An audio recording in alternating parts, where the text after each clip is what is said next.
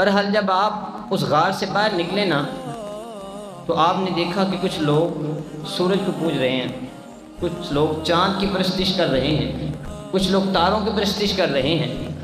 تو آپ نے کہا کہ بھائی یہ تو خدا نہیں ہو سکتی۔ قرآن پاک میں بھی ذکر ہے نا کہ جب آپ نے ایک تارے کو چمکتے ہوئے دیکھا تو آپ نے کہا کہ کیا تم اس کو میرا رب کہتے ہو؟ آپ نے لوگوں کو کہا کہ کیا اس تارے کو میرا رب کہتے ہو؟ لیکن جب وہ ڈوب گیا تو آپ نے کہا مجھے ڈوبنے والے پسند نہیں ہیں، اور ڈوبنے والا رب ہو ہی نہیں سکتا ہے۔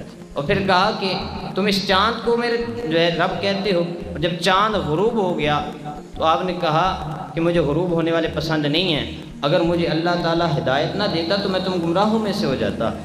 پھر آپ نے جب دیکھنا لوگ سورج کی پوجا کر رہے ہیں تو کہنے لگے کیا اس سورج کو خدا کہتے ہو؟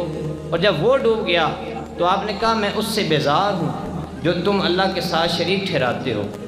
آپ نے کہا میں نے اپنا رخ، حضرت ابراہیم فرما رہے ہیں کہ میں نے اپنا رخ اس ذات کی طرف پھیر لیا ہے جس نے اس چاند ستاروں کو بنایا ہے۔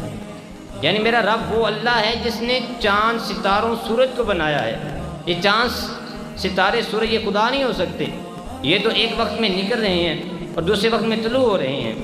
رب تو وہ ہے جو ہمیشہ کے لیے ہے، جو ہمیشہ کے لیے زندہ رہنے والا ہے۔